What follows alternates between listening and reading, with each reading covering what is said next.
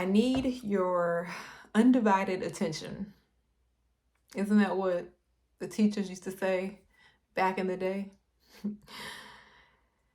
I'm sure you've heard before, like that phrase, where your focus goes, your energy flows. So, admittedly, I have lacked focus for quite some time. Um, it's interesting, like when I think about when the last time I really was focused, I feel like it was like college. It's like I gotta graduate, gotta finish this.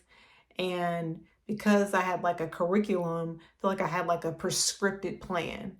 And then you get out in the real world and it's like, figure it out. So I feel like a lot of my lack of focus has been because of two things that come to mind.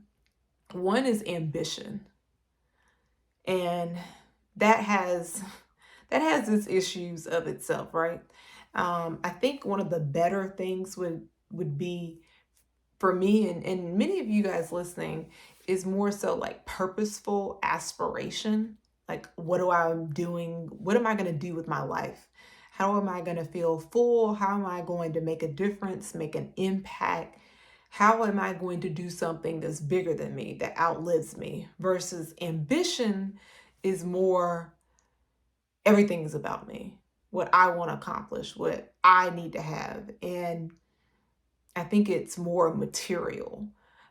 So that's one of the things I think has really stopped and really been a hindrance to my focus. And I think the other thing for me is being too easily influenced. Um, there's so many distractions, right? From people in your ear telling you should do one thing, family members, parents, neighbors, maybe you have a mentor, just people all around you. Social media, I can't forget that, YouTube, seeing what people are doing there. And even your friends, right?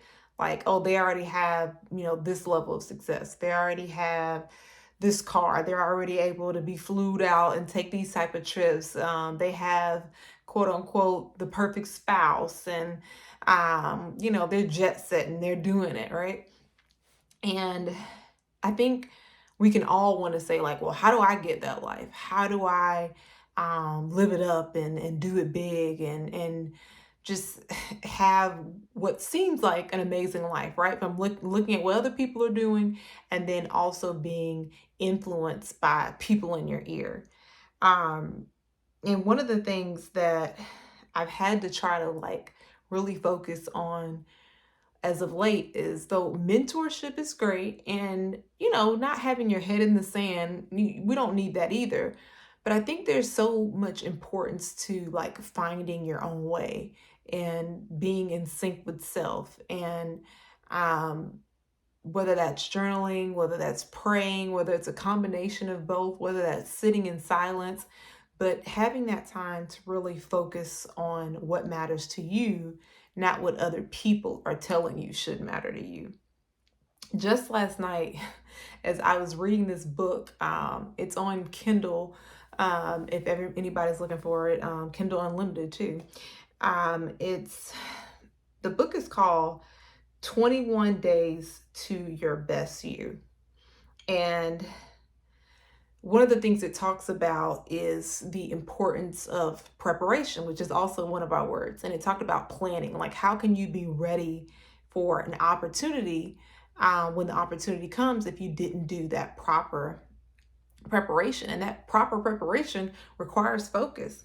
And I was reminded, that I'm not practicing what I preach. I'm talking all this stuff about reset, but I'm not practicing what I preach. So the R in reset stands for recognize what you want.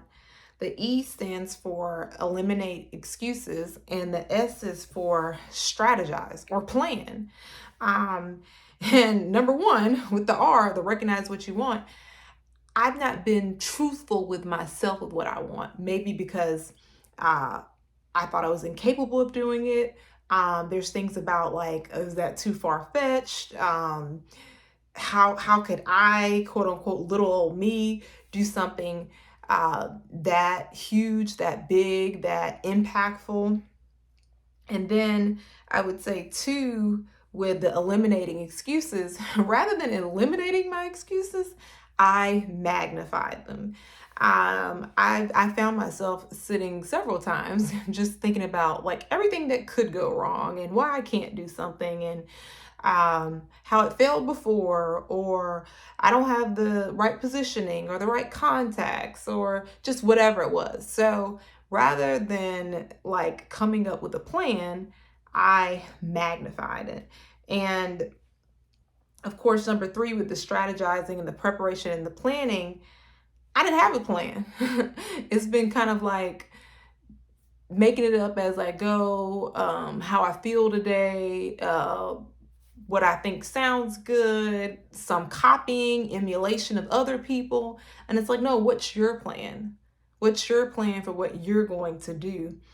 And one of the things that I just felt on my heart to share is that something that is like really hit me lately, because there's this whole thing about, well, what is everybody else doing?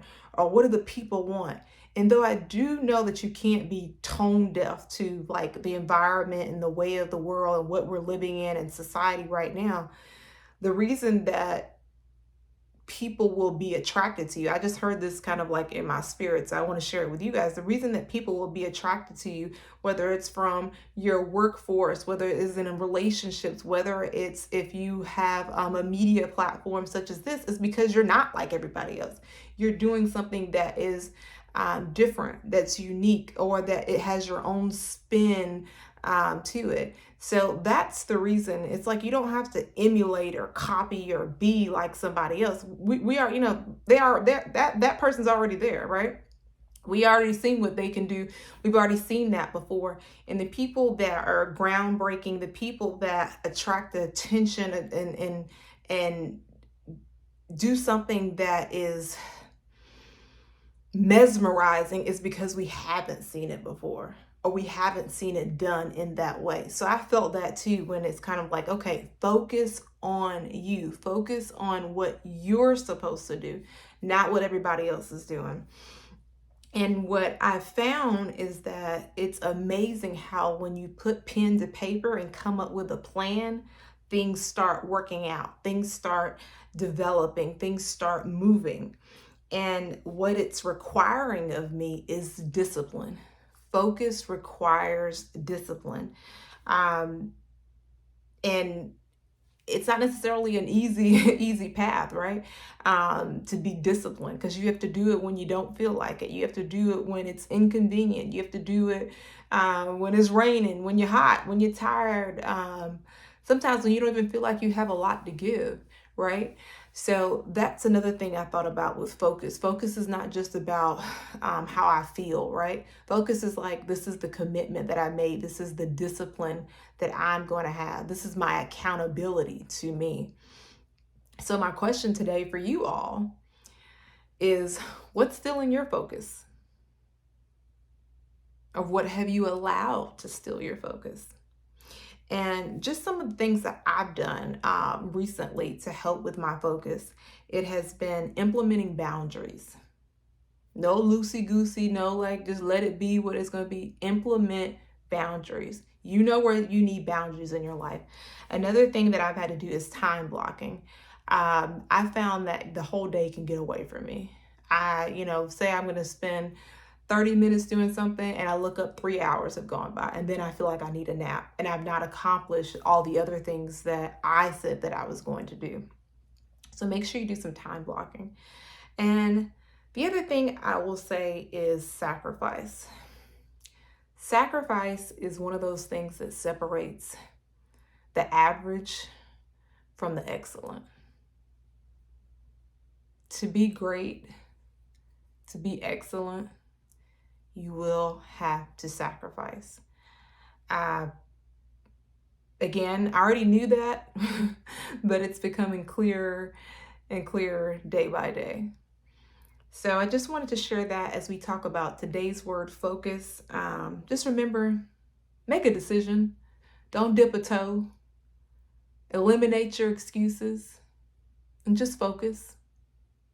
All right, y'all. We will be back tomorrow with the next word.